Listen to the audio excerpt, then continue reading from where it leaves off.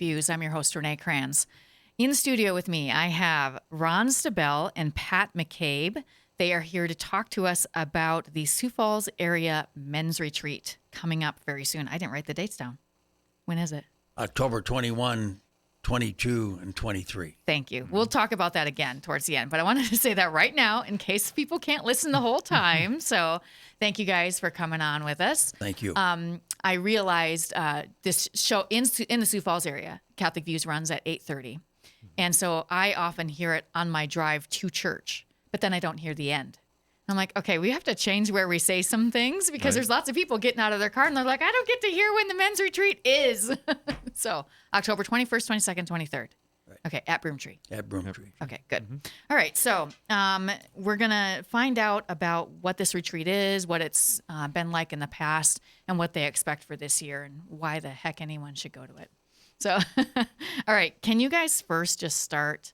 Pat, you are the chair of the committee, Yep. Is that right? So there's a committee of about 6 of us that are planning this and have been planning the past retreats. We try to rotate people through the committee. Sure. So I've been tasked with being the chair the last 2 years now. Okay. It's been a blessing, yeah. Good. And so there's me and Ron and a handful of others around the committee. Okay. Can you just tell us a little bit about yourself in general, Sure. if you would? I was born and raised up in Minneapolis. I'm a city's kid. And then We'll forgive you. Yeah, thank you.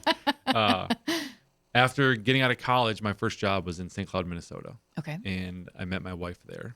We were both transplants to the area. And she was a Sioux Falls girl, born and raised. Went to O'Gorman. So we met there, got married, started our family there. And we have 3 daughters now. Okay. And when our third daughter was on the way, we kind of decided we wanted to move closer to one set of grandparents. And Sioux Falls was the winner. We came here in 2015. And so our youngest will turn 7 here soon. You're really outnumbered. I am, very much so. I bet that's not a bad You think thing, I'd have a better though. handle on it by now, but I don't.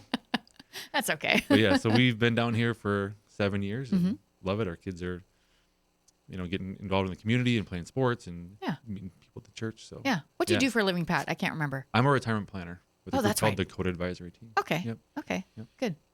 You're a guy we really need right now. Help. Thanks for having me. Ron, how about you? You tell us a little bit about Well, I'm a yourself. North End kid from Sioux Falls. I grew that's up 2 right. blocks west of the cathedral and graduated from O'Gorman in 63 and from Northern in 69, Northern State University. Been married to Virginia for 41 years. We have 6 children, 9 grandchildren, 3 great-grandchildren. Oh, boy. And I'm a senior financial representative for the Principal Financial Group Nice. here in Sioux Falls. Yep. And a longtime parishioner, I think, at Holy Spirit Yeah, in since Sioux Falls. 96. Yeah, since it started. Which parish were you a member at before that? St. Lambert's. St. Lambert's. Okay. Is that where I didn't live in Sioux Falls when Holy Spirit came to be?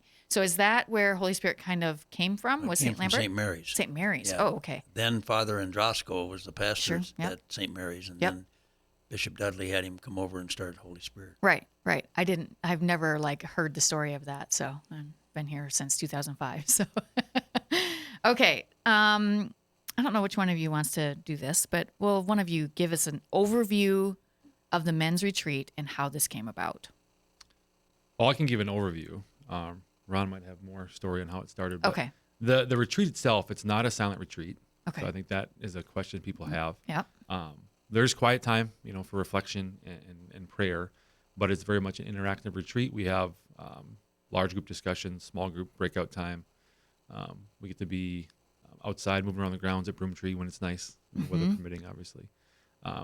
But it's built to be, there's a theme for every retreat that's different, and this year's we'll talk about, but it's built to be a time to kind of get away and focus on your faith and hear from not only the retreat leaders, but also your brothers that are there with you and know what their perspective on things is.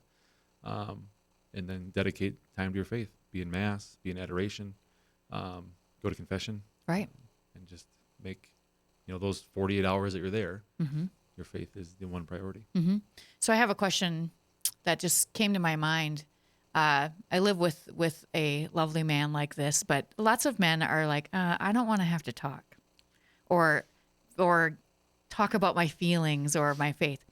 Is that required? It's not required.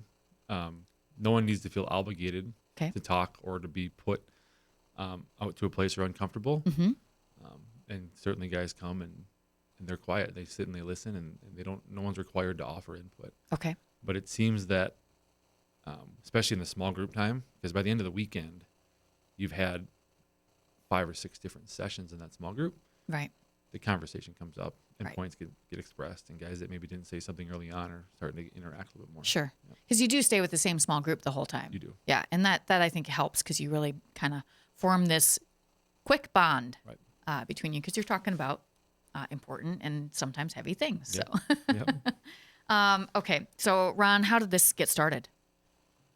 We formed the men's group at Holy Spirit 12 years ago. Mm-hmm. And after about a year or so with that experience, some of us started thinking about why not sponsor a men's retreat? Right. So that's where it started. Okay. And we decided Broomtree was the proper place because it's such a beautiful place. So that's where it started, and we've been going ever since. And that started with just that group, and then now has grown to invite all men from the diocese. Correct. Is that right? Okay. Yep. Yeah, that was the target group was our guys at Holy Spirit. Right. And then it expanded from there. Right. Right. When did that happen? That's only been a few years. Is that right? Yeah, this will be our 11th retreat. Oh, wow. That's a lot. Yeah. Mm-hmm. And I have to assume it's grown in numbers every year.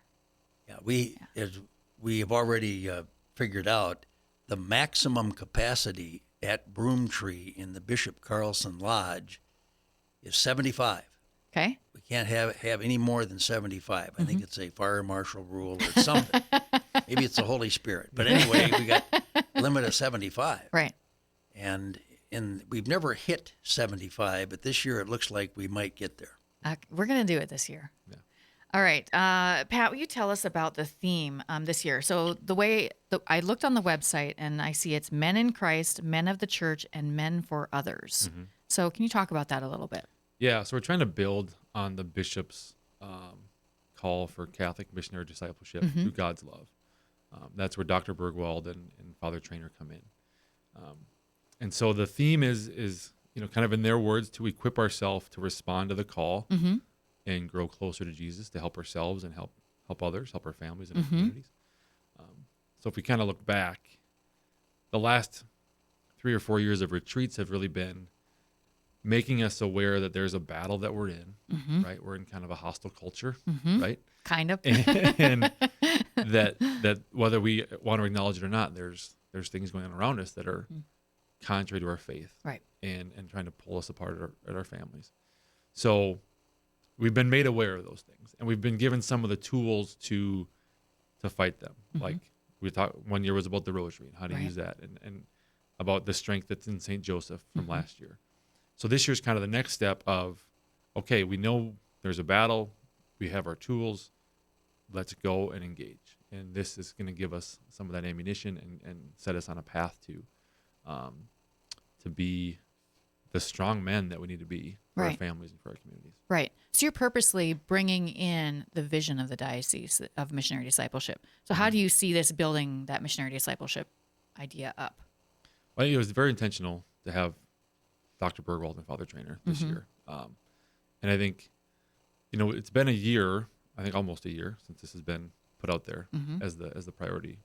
And so some of us have gotten bits and pieces of Right. what the goal is or what the message is, but maybe not gotten a full view of it or Right. had a chance to sit and listen for an extended period of time. So I think getting those two men to lead us, especially how they can work together, and then get, we can get 50 or 75 guys to hear it and then take it back into their communities. Yes. I think the growth beyond there is going to be what we really see the effects of it. Yeah, I think especially if they're from all communities all over the diocese and not just the Sioux Falls area, that's really important to start getting that message out there more.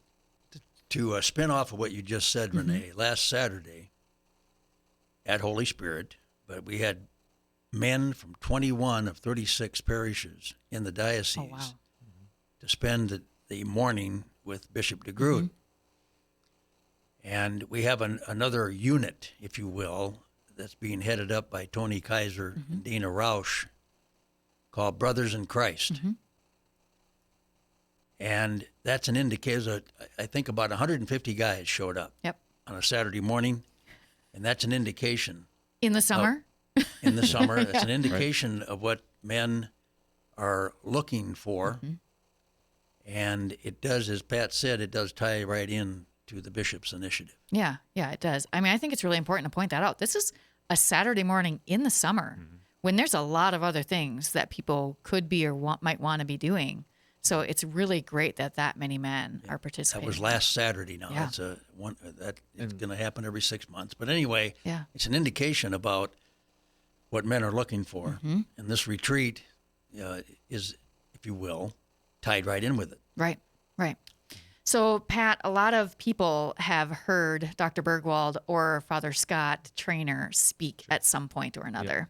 So why should they come and hear them again? I mean, we love these guys. They're great, but I think it's exciting to see what they can do with an entire weekend, right, of dedicated time. Yeah. And I think for guys that have been on past retreats or even that have heard them talk, but to see how they can work together, to see a retreat of this setting, but with two leaders and how that'll work, how the dynamic will be different. So I think there's always something more to be heard, and if you've heard them speak, but you haven't heard maybe the interpretation from another man, so we all can receive it our own way, but then you go into your small group and you hear what the other guys heard. Yeah. I think there's something to be learned there too. Oh, that's a great point. I love that. If you just joined us, I'm talking to Ron Staebell and Pat McCabe about the upcoming Sioux Falls area men's retreat, which is for all men of the diocese at the end of October. So if each of you could just give us a little idea of what you've experienced on the retreats, please, that would be great. Well, first of all, Renee, Broomtree is an incredible place. Yeah. And if someone hasn't been there, this might be the opportunity to experience it. What a beautiful setting. Yep. Number two, each of these have increased my relationship with Jesus Christ. You got to be made out of stone not to have this type of an experience affect someone. Right. The silent time, where we can go to the chapel on the hill, the church on the hill at Broomtree, which is a great experience. And as Pat indicated, the meetings themselves, getting to know other men. And frankly, as a small group leader all those years, it's been a great experience for me. And frankly, having the ability, the opportunity to help guys with certain issues. Yeah. I'm not alone. I'm not that good. Right. But seriously, within the men's group, the small groups, it's been a great experience. Yeah. I imagine that you have also taken away a lot of things from leading those small groups like No that. question about it. It's Yeah. been a great experience. Yeah. Pat, how about you? Yeah, I think it's just a good weekend to reset. There's a lot of things we all prioritize in our life and things that we spend time on to be better at. And even if you're making time for your faith on a weekly basis, how much of that week does your faith get? Right. So this is a whole weekend for Right. that. So it allows you to reset, to prioritize it, and then, like he said, to learn from the retreat leaders, from your brothers, but just to make your faith a priority and it becomes something that you look forward to.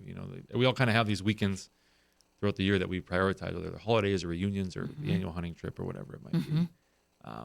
This is a weekend that I know has become a circle the date weekend. Oh, yeah. So you guys have both been part of this for several years. So how has it changed your lives, your everyday lives, your family life? I found it to be easier now to incorporate your faith into everything that you do. I think growing up as a cradle Catholic that was, in church on Sunday, but that was kind of the beginning of the end for faith, Right. Well, now it's, if your faith is important, then it's going to permeate through your family life, through your business life, through the sports that your kids play and the relationships that you have. And going on this retreat and seeing the way other guys carry their faith has kind of allowed me to give it a more prominent role in my own life. Sure. To enact that hopefully through my daily life, and I'm not perfect. There's certainly days when someone would experience time with me and might be surprised to know that I'm a faithful guy. So, still a work in progress there. Yep. Yeah. We all are. Yeah. How about you, Ron? Well, it's just helped me, like I said earlier, increase my relationship with Jesus and to trust him. Yeah. To trust him more and not to be dialing 911 about everything. Just relax. That's a good way to say that. He's got it. Okay, so why should men, especially if they're hesitant, besides getting, the obvious answer to this question is because you get to know Jesus or you get to become closer. But what is the biggest one or two reasons they really should go to this or consider at least going to the retreat, especially if they haven't been there before? I threw you for a loop by saying, don't say because No, because we know that that's part of it. I mean, for me, it's just the idea that if your faith is important, then prioritize it. And kind of my point of, we make time for a lot of different things in our life, in our months, and in our year. So make this one weekend weekend to prioritize your faith, because it's not just about you, right? It's about a lot of the guys that come are husbands and fathers, or grandfathers, right? Or business leaders, or guys that are tasked with other people's care in one way or the other. And, your faith is going to affect all that you do. And so I don't think anybody's come that I've experienced that came away with a real bad experience and said, yeah, I'm not doing that again, right? You get in and you get to listen to the leaders talk. You get to listen to your small group. You get to spend quiet time in adoration and go to confession and prayer time and reflect. And at the end of the weekend, anybody can take one positive thing out of that. That's going to affect the next weeks and days and months. Yeah, for sure. Ron, anything to add? No, not much to that. I think Pat took care of it. Yeah. I think it's really important that what you said about prioritizing. I think as Catholics, we often, especially for cradle Catholics, we tend to be like, well, I'm going to go to Mass on Sunday, and that's the only time my faith is going to appear in my life. And I think that we all can see that the culture has changed dramatically, and it's time for us to do something different, or we're going to continue to go on a slow slide in the wrong direction. So we have to change those priorities, and this is a perfect way for men to do that in particular. Correct. So, yeah. Very well said, by the way. Good. I'm glad you think so. Have you guys heard from any other men on their experiences? Is there anything you can... Renee, since I'm not very good at memorization, I'm literally going to read some things that we've captured in the past. Yes. I attended the men's retreat to dedicate uninterrupted time to the Lord and focus on my relationship with him. I take time to go on this retreat to strengthen my relationship with Jesus. I come away with more appreciation for God's love for me and for Jesus, my Lord and Savior, and an opportunity to reflect on where I am in my walk with Jesus Christ. So those comments were made at the end of the retreat when we record each of them because we give them a chance to tell us. So what'd you think? Yeah. I think that's super important to hear those words from other men who go, because I'm sure there's a lot of other things you could tell us about their experiences. Is there any in particular, Pat, that you had heard? No, that kind of encapsulates it. I mean, we have a long list of that, of reactions that we get. And we ask for, we try to make some of it, that's obviously very subjective. We have objective, where we ask people to rate it, 1 through 5. Oh, sure. We've gotten really positive results from there. Good. And so at the end, on Sunday morning, when things are wrapping up, after breakfast and after the last session, a lot of joyful faces, a lot of smiles, a lot of laughs, a lot of, man, this is powerful. Man, I'll see you next year. So that's anecdotal, but it's also consistent in that, that's what guys are, how they walk out of there on Sunday afternoon. And I assume you've seen a lot of the same men come back. Oh, yeah. Yeah. Which tells you then you're on the right track. Yeah. Are there any saints that can be helpful for these men that are getting ready for this retreat? So, I mean, I love the saints, and I think there's always someone stalking you right now. Well, the easy one was St. Michael. right? Okay, We're talking sure. About, talking about That's battle, a perfect one. Yeah. right? That was the first one that popped in my head. Mm-hmm. If we're going to be in a battle, what better guy to have on your side? Yep. I like St. Patrick, Oh, sure. selfishly. Yeah. But to think of a guy that was, captured as a slave and then, dedicated, hundreds of prayers a day to the Lord and to keeping his faith when he could have lost it. 'Cause, Right. Who wants to even think of what that experience was like for him? Mm-hmm. But then the Lord saved him and called him out of there. And in those prayers, he was led to his path to freedom, and then rewarded the Lord by giving his life over to him. And now is one of the greatest saints Right. we can think of. Right. That's a good one. You mentioned dialing 911. I think of Padre Pio. Oh, and, yes. Pray, hope, and don't worry. Mm-hmm. That's a good one too. Yep. So there's several. Yeah. Yeah. Yeah. Any for you, Ron? Yeah, I would like to think of St. Peter Oh, because yes. of his strength, his leadership.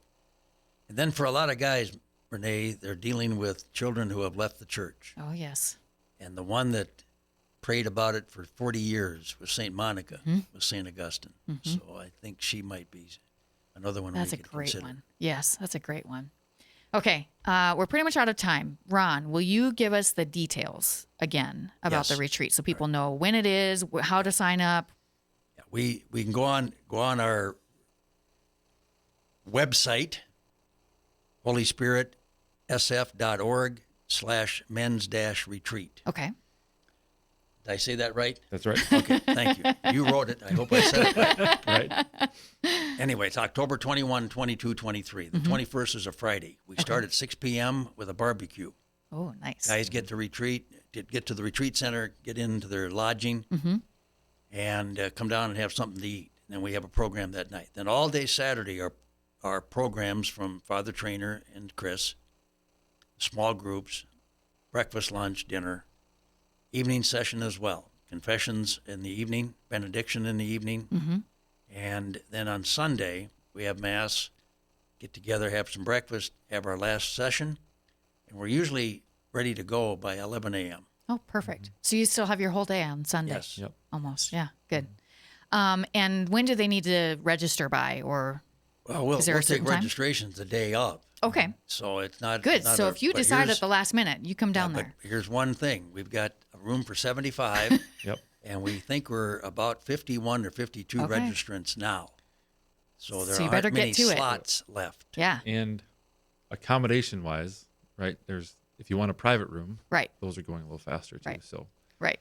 So you better get let that be the The cabins are available. too. fire that lights you. Yeah. Yeah. Yes, for sure. Well, thank you guys so much for coming in and Thank you, talking to Renee. us about this. And I hope everything goes really well this year. you. Yes, thank you. You're doing really good things with that. Men definitely need things like this. So thanks for doing that stuff. Thanks for the Thanks, opportunity. Renee. You bet. Appreciate it. All right. You can always find us at sfcatholic.org to go to the diocesan website and find out Mass times, what's going on in the diocese, anything you need to know there. That's it for us today. Hope you'll join us again next week for more Catholic Views.